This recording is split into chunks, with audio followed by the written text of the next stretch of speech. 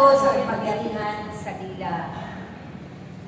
Naranasan niyo na po kanina na tayo ay puno at lay hands yung ating mga kapatid. Na kayong lahat ay isa-isang pinatungan ng mga kamay ng mga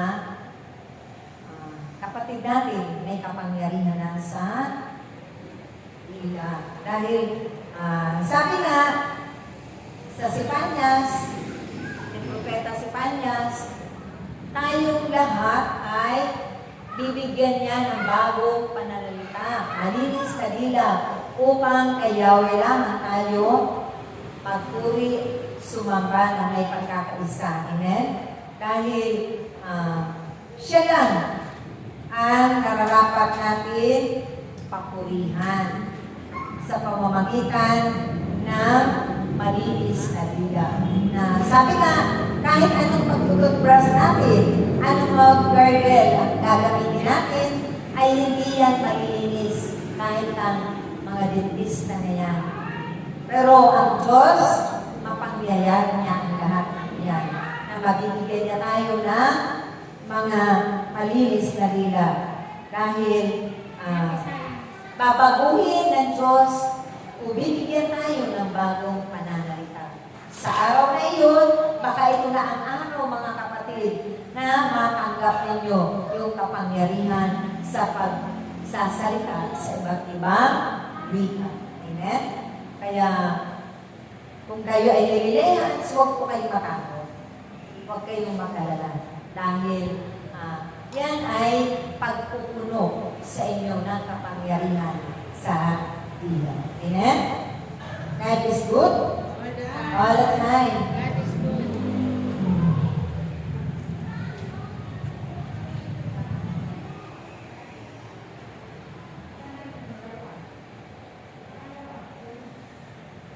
Tayo po ay nararapat na dahil laging dumalo sa gawain ng ating Panginoon. Kung tayo man ay graduate na sa ganitong seminar, dapat lagi tayong dumalo. Puhanapin natin yung gawain ng ating Panginoon. Yung pagtitipon na ganito.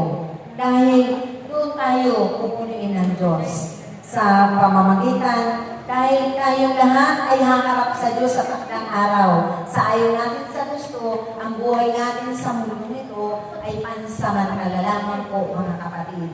Kaya tayo ay nararapat lumago sa ating buhay pananampalataya. Sa paanong paraan? Sa salitang growth. Salitang growth na ang ibig sabihin ng salitang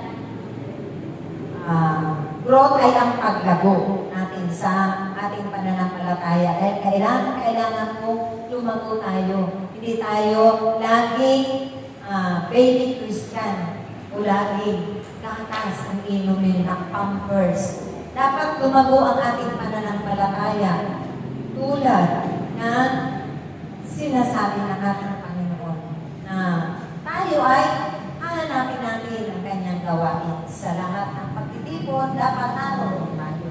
Kaya sa salitang growth, ang una letter G, stands for Go God Daily. Hanapin natin yung pagtitipon nyo. Dahil nandoon ang Panginoon. Naroon siya. Sabi nga sa ating banal na aklat, tayo ay magiging kaugalian natin. Daily habit natin ito na yung tayo ay pumupunta sa mga gawain ng Diyos. Huwag natin panghinawaan. Huwag tayong mapagod na hanapin natin yung bawat pagtitipon. Kahit man doon sa simbahan, pag may misa, dapat naroon din tayo.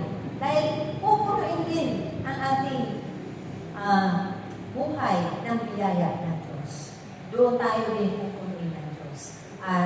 Ito ang binibigay ng ating Panginoon. Sabi nga sa Mateo, lahat kayo na naririto na sa gawain ng ating Panginoon ay dapat laging naaalaala yung kanyang habilin na hindi natin nakakalimutan. Lagi tayong naroon sa pagtitipon na yun dahil doon tayo nakakapagpahinga eh. Di ba po? Dahil ang lahat ng napapagal ay aking pagpapahingahin. Sabi nga doon sa Mateo, lahat kayo na nabibigatan sa inyong kasanin, dito ko kayo pagpapahingahin. Dito tayo nakakaramdam ng kapahingahan sa piling ni Ama Yahweh. Amen? God is good? All the time. All the time. God is good. Praise the Lord. Forever. Kahit na antok na tayo, kahit na kabisi natin, dapat gumalo tayo. Kahit na umuulan, o matindihan ng araw, tayo natatakot doon. Dahil hindi na tayo mapapahamak, iingatan tayo ng Diyos. At ang matatanggap natin ay grasya at biyaya ng Diyos. Amen? So, letter R stands sa read the Bible daily. Diba?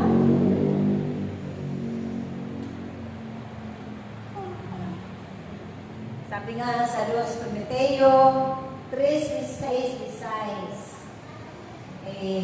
dapat ito ay yung kanyang love letter o iniwan na katuruan o aral sa bawat isa sa atin. Ito ay ating pagnilay-nilayan. Ito ay ating mapasahin lagi. Dahil ito ang magiging pagkain ng ating katauhan. Pinakakain natin ang ating physical na katauhan, pagkain ng ating kaluluwa at espiritu. At magiging balanse. Kung binubusog natin ang physical na katawan natin, kung ilang beses natin pinakakain, nawa ganun din. Huwag tayong maminawa na pakanin ang ating espiritu para hindi at ang kaluluwa maging malnourished. Amen? Dahil ang lahat ng iyon ay kailangan natin. Hindi magiging bansot ang aming pananampalataya sa Diyos. Hindi magiging mahina ating kaluluwa o espiritu. Lagi itong malakas. Amen? God is good. All the time. All the time. God is good. Praise the Lord. Maragdagan natin medisina o pagkain.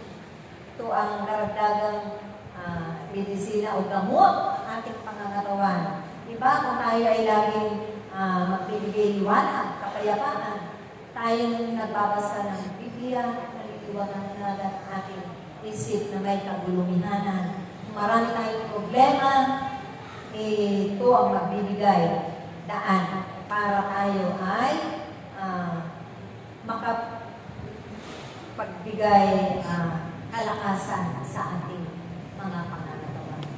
Lalakas at titibay ang ating pananampalataya. Amen? God is good. All the All the time. God is good. Letter O sa growth daily habit stands, sabi na, obey the Lord. Susunod tayo. Paano tayo susunod? Ang pagsunod natin ay dapat hindi tayo napipilitan po. Hindi natin makakanta ng biyaya at grasya ng Diyos. Sumunod tayo na may kababaan ng kalooban. Huwag tayo maging pasuway.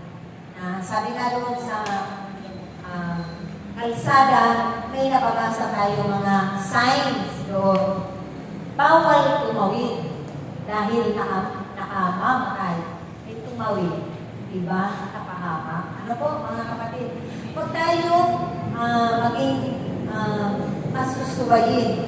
Sundin natin ang may kababaan ng kalooban at naway sa pamuhay natin yung kanyang mga aral. Dahil ito ang magiging gabay at patnubay natin sa araw-araw nating mga buhay. Dahil kapag Kapag sumunod tayo, biyaya ang ating makakamtan. Yun ang sabi nga sa Deuteronomo 11:26-27 na tayo'y sumunod ng may kalakip na kagalakan, pag-ibig at kababaan ng kalooban. Amen? Malakas na palakpak sa ating Panginoon. Sabi nyo, sa growth daily habit, waiting the Lord. Habang po tayo ay nag-aantay sa ating mga hinihingi at ipinapanalangin para sa ating kapwa, tayo'y matutong magtiyaga ang sakripisyo, magbigay ng oras at panahon at pagkakataon, huwag nating pangginawaan. Manalig tayo at magtiwala lamang at manampalataya. At tunay na ibibigay ba ng Diyos?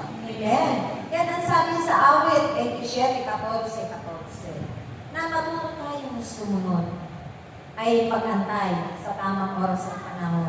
Kung ngayon, sabi nga, wait muna, antay po tayo. Magtiyaga tayong antay kung kailan ibibigay. Baka ngayon, hindi pa pwede dahil ikakasama naman natin. May mga dahilan ng Diyos. Bakit hindi niya pa po ibibigay? Kung kulang pa rin tayo sa ating pananalangin, sa ating paggawa, hingi natin sa Diyos kung ano pa ang ating nararapat gawin. Amen? Para nang sa ganun, yung ating mga kahilingan, ibigay. Tunay na hindi tayo naghihinawa sa pag-aantay. Nandoon ang ating pagtitiyaga tulad ng isang magsasaka na sa kanyang pagtatanim, matyaga niya itong inaantay. Nilalagyan niya, pag naitanim na yung palay, inaantay niya na ito'y tumubo dahil ang Diyos ang magpapatuloy. At ngayon, lalagyan niya ito ng mga abuno, mataba, lilinisan na. Ganon. Na hindi tayo nagmamadali. Matuto tayo kung mag-antay sa tamang oras at panahon. Ibibigay at ibibigay naman ng Diyos siya sa atin. Amen? Siya ang Diyos ng mayaman sa lahat. Kaya walang imposible na hindi niya po may ibibigay ang lahat ito. Amen? So, letter T sa growth daily habit. Trusting the Lord. Tayong lahat ay nagtitiwala sa ating Panginoon. Buo na kanya po ang ating mga pagtitiwala. Dapat buo, hindi 1/4, 1/2. Buong ipagkatiwala natin ang ating mga problema sa Kanya. Kapag sinabi mo, Lord, pinagkakatiwala ko sa iyo, ang mga problema nito, ay buong puso ipagkatiwala natin. Alisin natin yung mga pangamba, takot at pag-aalinlangan. Dahil tunay ay ibibigay niya yun. Ay minsan kaso sa atin po, mga kapatid, na tatakot tayo maubusan ng pera, ng anumang bagay na ating pangangailangan sa araw-araw nating buhay. Ay pagkatiwala lang natin yan sa Kanya. At tiyak yun, hindi tayo mabibigo. Kasi yung po sabi sa banal na aklat sa Kawikaan 3:5 na ipagkatiwala natin ang buong puso. At huwag tayong matatakot dahil may ipapadala ang Diyos sa mga kapatid, kapatao natin, upang yun ang magiging daluyan ng tulong. Sa pamamagitan nun, darating ang tulong ng Diyos. Dahil minsan ang Diyos ay masurpresa. Amen? Naniniwala ba tayo doon?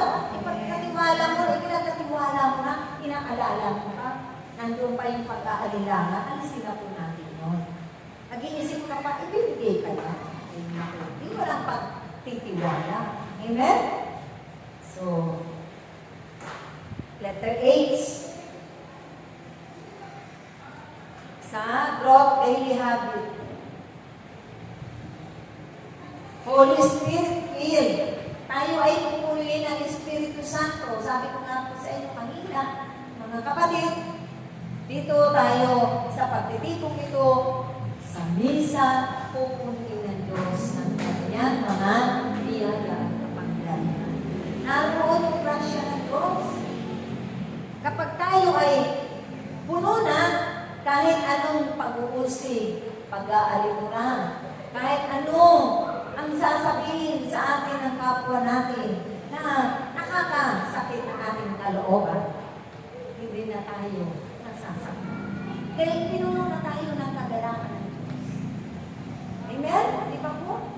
Kapag tayo ay pinuno na ng pagpapasensya, kabaitan, panguunawa, pagpapatawad, number 1, pag-ibig, pagtitiwala, tunay na tayo ay naroon na yung mga bunga ng banal na Espiritu Santo na nakakapta na natin. At kapag yan ay nag-uumapaw na,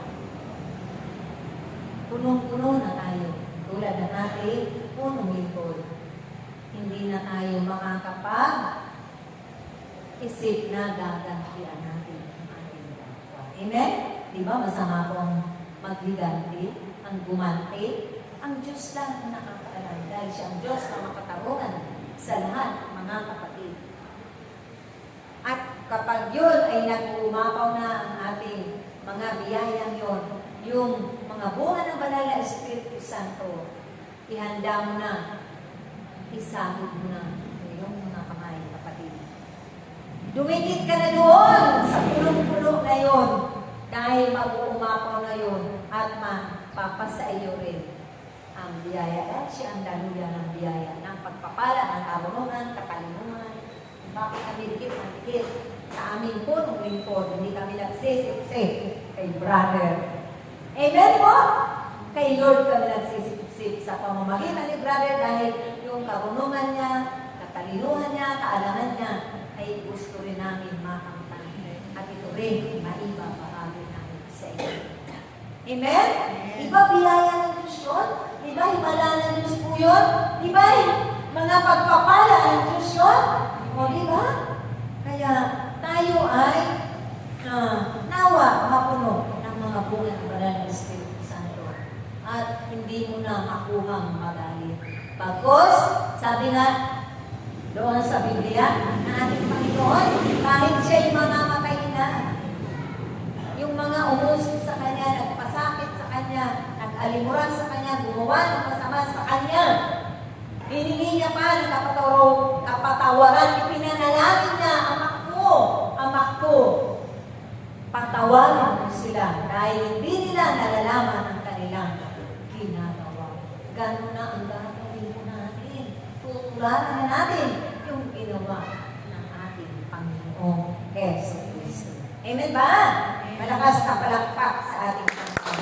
At yun na ang simula ng biyaya at grasya na hindi maubos kapag hindi rin tayo humito sa paglilingkod sa ating Panginoon. Dahil yun ang kapunuan ng banal na Espiritu Santo sa bawat isa sa atin. Kasi nga, umasa tayo sa Diyos. Hindi tayo umasa sa ating sariling kakayanan. Wala tayong magagawa po bilang tao. Pero tayo ay binigyan ng Diyos ng kapangyarihan dahil may kalaban. Kung tayo ay paglilingkod na walang kapangyarihan, hindi natin malalabanan at hindi tayo makakapaglingkod. Dahil isang step mo pa lang, naroon na yan, naabang na sa Espiritu. Tayo lang doon ang pinagmamasdan. Tayo lang ang inaabangan mo. Di ba po, mga kapatid? Nararamdaman yung ba yan minsan? Minsan bigla ka mag-aaliluya, mag-aplosolaya. Dahil nandyan, may kalaban. Amen? Pero kung wala tayong kapangyarihan sa ating mga dila, ay papaano natin malalabanan yung ating kalaban? Dahil hindi man natin kalaban ng ating kapwa. Yung umaalipin doon sa kapwa natin yun, ang siyang kalaban natin. Amen? Malakas na palakpak sa ating buhay. At tunay, kapag yan ay sumaatin ang lahat at naganap yan sa ating buhay, makapatutuhanan natin at ipagsisigawan